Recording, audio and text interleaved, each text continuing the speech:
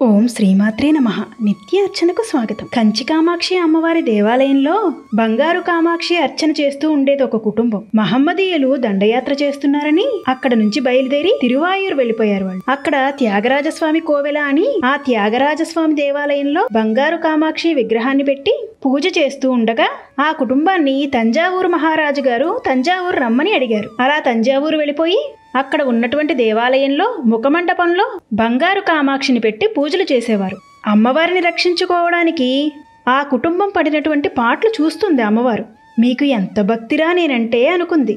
ఆ అమ్మవారే ఆ కుటుంబంలో వెంకటాద్రి అయ్యర్ అనేటటువంటి ఒక తండ్రి కడుపున విశ్వనాథ శాస్త్రి అనేటటువంటి కొడుకు పుట్టాడు. ఈ విశ్వనాథ శాస్త్రి గారి భార్య పేరు సుబ్బమ్మ. ఈవిడ ఒక రోజున పక్క వీధిలో ఆఖరి శనివారం నాడు ఒక బ్రాహ్మణుడి ఇంటిలో ప్రతిసారి కూడా ఒక ఉత్సవం చేసేవారు. ఒకసారి ఈవిడ కూడా అక్కడికి భోజనానికి వెళ్లారు. అక్కడ ఒక వ్యక్తి పూనకం వచ్చి ఊగిపోతూ విశ్వనాథ శాస్త్రి భార్య ఏది అని అడిగాడు. ఈవిడ ఎదురుగుండా వచ్చి నమస్కారం పెట్టారు ఆయనకి. ఖచ్చితంగా 10 నెలల తర్వాత కృత్తికా నక్షత్రంలో నీ కడుపున అమ్మవారు పుట్టబోతోంది. సాక్షాత్తు అమ్మవారే నీ కడుపున పడుతుంది. 100 మంది బ్రాహ్మణులకు అన్నం పెట్టు అన్నారు. ఇంత పేదరాలని నేనెలా పెట్టగలను అందావిడ. అయితే కనీసం 25 మందికి పెట్టు అన్నారు ఆయన. పెడతానంది. అంతే, ఆయన ఉపశాంతి పొందారు. ఖచ్చితంగా 10 నెలలు దాటిన తర్వాత ఆవిడ కడుపున ఒక పిల్లవాడు పుట్టాడు. ఆ పుట్టినవాడికి వెంకట సుబ్రహ్మణ్యం అని పేరు పెట్టుకున్నారు. కానీ పిల్లవాడు నల్లగా ఉంటాడని శ్యామశాస్త్రి అని పిలుస్తూ ఉండేవారు. ఈ శ్యామశాస్త్రి గారు పుట్టుకతోనే అమ్మవారి అంశ కలిగినటువంటి వారు. ఈయనకి మేనమామ కొంచెం సంగీతం నేర్పించారు. ఆయన అందరిలాగా మంత్రాలు చదవకుండా తండ్రి గారు ఒకరోజు ఏదో ఊరు వెళితే కామాక్షి అమ్మవారి దేవాలయంలో కూర్చుని ఒక ధనికుడు వచ్చి అక్కడ నిలబడ్డాడని కూడా చూడకుండా శ్రీ సూక్తాన్ని ఎంతో అందంగా చదువుతూ పూజ చేస్తున్నారు. అది చూసినటువంటి జమీందారు పరవశించిపోయి శ్యామశాస్త్రి గారు బయటకు వచ్చి పాదుకులిస్తుంటే ఏమి చదివావురా కుర్రాడా అని ఒక పెద్ద సాలువా తీసుకుని ఆయనకి కప్పాడు. ఇది వెళ్ళి మేనమామ గారికి చెబితే మేనమామ ఆగ్రహించి ఈ పిల్లవాడి సంగీత పుస్తకాలన్నీ చింపేశాడు. అది చూసిన శ్యామశాస్త్రి యొక్క తల్లి ఏమీ బెంగ పెట్టుకోకురా, నీకు అమ్మవారి యొక్క అనుగ్రహం కలుగుతుంది అని చెప్పింది.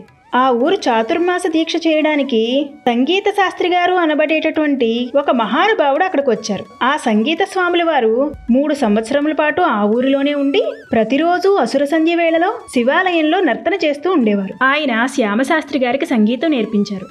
ఆయన సంగీతం నేర్పింది 3 ఏళ్లు. కానీ ఎంతటి సంగీత శాస్త్రజ్ఞుడు చేరలేనటువంటి స్థితికి చేరిపోయారు. పచ్చిమిరియం ఆది అప్పయ్య గారని మహారాజు గారి ఆస్థానంలో ఉన్నటువంటి సంగీత విద్వాంసులు శ్యామశాస్త్రి గారి కీర్తనలు విని ముచ్చటపడి ఆయనకి సంగీతం నేర్పేవారు. చిత్రమేమిటంటే గురువు గారి దగ్గర కూర్చుని శిష్యుడు తాంబూల చర్వణం చేసేవారు. శ్యామశాస్త్రి గారు తాంబూలం నమలేవారు. మామూలుగా అయితే గురువు గారి దగ్గర తాంబూలం నమలకూడదు. నములుతుంటే గురువు గారు అనేవారు, గురువు గారు ఎప్పుడూ శ్యామశాస్త్రి అని పిలిచేవారు కాదు, కామాక్షి అని పిలిచేవారు. కామాక్షి, నువ్వు అలా తాంబూల చర్వణం చేస్తూనే పాడు అనేవారు. శ్యామశాస్త్రి గారు తాంబూల చర్వణం చేస్తూనే పాట పాడేవారు. శ్యామశాస్త్రి గారు స్ఫురద్రూపి, 6 అడుగుల ఎత్తు మనిషి, పెద్ద అంచు పంచె కట్టుకుని ఉత్తరీయం వేసుకుని ఆయన రాజవీధుల్లో వెళుతూ ఉంటే సంగీత సామ్రాట్లు వస్తున్నారు అనేవారట. అంతటి మహానుభావులు. ఆయన పచ్చిమిరియం ఆది అప్పయ్య గారి దగ్గర ఒక రోజు సంగీతం పాడుతూ ఉండగా నోటిలో ఉన్నటువంటి తాంబూలపు ఉమ్ము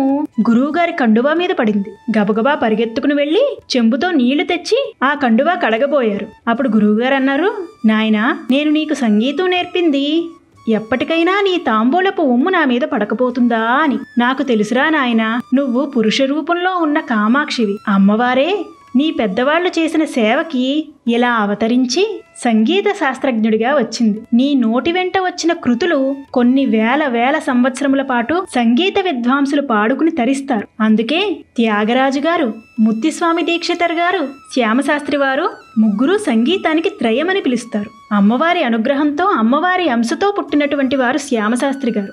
గురువుగారు ఆ తాంబూలపు మరకపడినటువంటి ఉత్తరీయాన్ని బహుజాగ్రత్తగా దాచుకున్నారు. శ్రీమాత్రే నమః.